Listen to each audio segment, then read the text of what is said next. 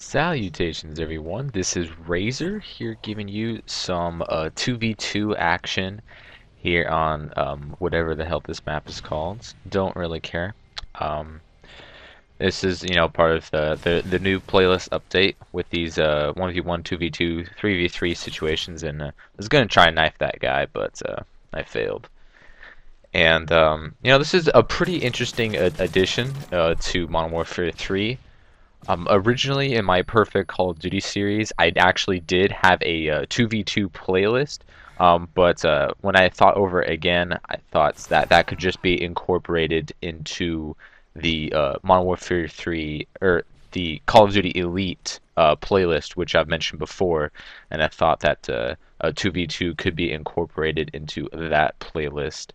But what's interesting about the idea of 2v2 is it's 1v1 is rather boring. One player is obviously going to be better than another player, and usually someone's just going to rage quit or something, or someone's camping the whole time, and then it just becomes really boring, or they're going to be boosting, because that's what 1v1 is best known for, is just boosting. But when it comes to boosting in Modern Warfare 3, why would you be doing it in a 1v1 when you can be boosting in a 1v8 in fucking Infected? I mean that's already the boosting game type of Modern Warfare 3, so they obviously don't need another. I've played a little bit of 1v1 and 2v2 here on these new maps, and there's a couple of things wrong with this. It was definitely a good idea, and you always got to give props for putting out more content than what is expected of them. No one really saw this coming, and definitely a nice addition. But first of all, they created 1v1 specific maps, and these maps are built for one guy against another dude. They're really small, so 2v2, 3v3 works as well.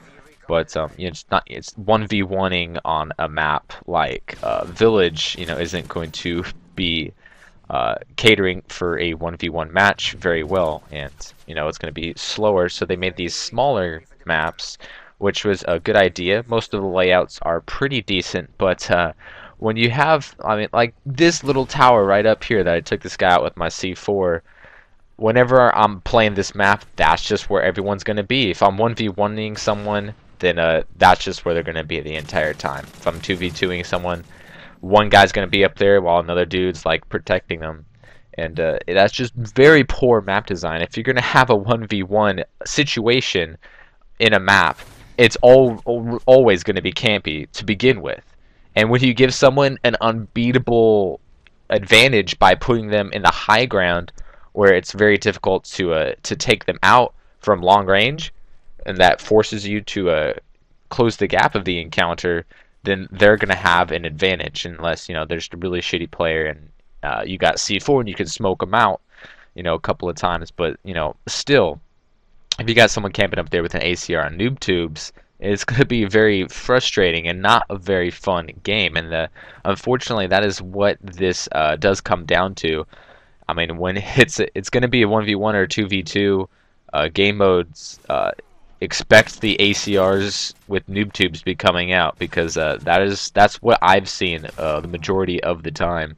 It's just ACRs with noob tubes, because that's the cheapest, easiest way to play the game. And a lot of people going into 2v2s, probably with just a friend or something. Sure, it's a nice idea, competitive wise, and going up against another strong duo sounds like a lot of fun. But most of the time there's gonna be a couple of guys camping together, and which is not a very effective strategy. As you can see, I definitely pull the entirety of the weight of my team on my own shoulders, and my random teammate really doesn't do anything but get himself killed before he eventually leaves the game. And I'm not sure if that's happened yet already or not, but my teammate leaves the game and I don't get another partner till the game is already over. So, I'm just pretty much taking these guys out by myself. But when you do have a partner with you and you're 2v2ing, it's definitely not a good idea to stay together because there's always that chance of you both getting killed at the same time. Some people think if you're close together and one dies, the other can, turn around quickly and take out the other dude and, make that engagement net zero with a death on each side. But when I encounter both of these enemies at the same time, I'm usually going to kill both of them, and that's going to be a -2 for them. And as you can see, they're grouped up right here, and if I kill one guy, the other guy is going to be looking for me, so he's already coming my way, and that engagement is going to be in my favor, unless they have a PP90 with rapid fire, which is definitely common as well. But regardless, it's not a good idea to stick together because you can both get taken out at the same time, and that's not really good for your score. If you stay spread out, most of your engagements are going to be a +1 or a -1, and your teammate can always try to see where your skull is above your body and know that the enemy's near there, or if they don't have a silencer or something, then just go where the red dot is, and hopefully the other enemy is not going to catch you by surprise.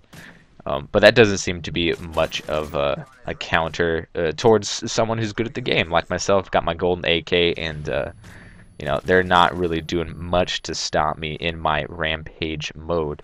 And kill streaks, I would definitely recommend specialists, since most of the time these guys are going to be running blind eye and assassin. Your UAVs are going to be useless and not necessary, because in a 1v1 2v2 situation, that UAV really doesn't help you out that much.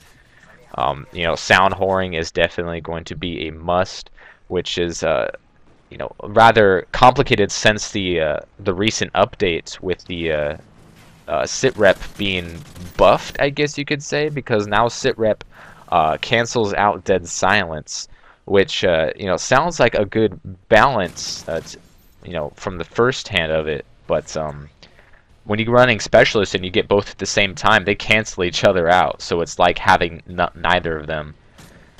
So that's unfortunate. You're just sound whoring yourself for most of the time, but my final score here is rather respectable, 23, 2, and 9. Nothing special, but it's a fun game mode. Most of the time, it's going to be campy, but if you find the right players, and it's not just a hide and seek match on these maps that are honestly too big for 1v1s. It's just mostly looking for one another and people camping. But regardless, fun can be found in this playlist, and hope you guys enjoyed the video, and I'll see you guys next time. Later days.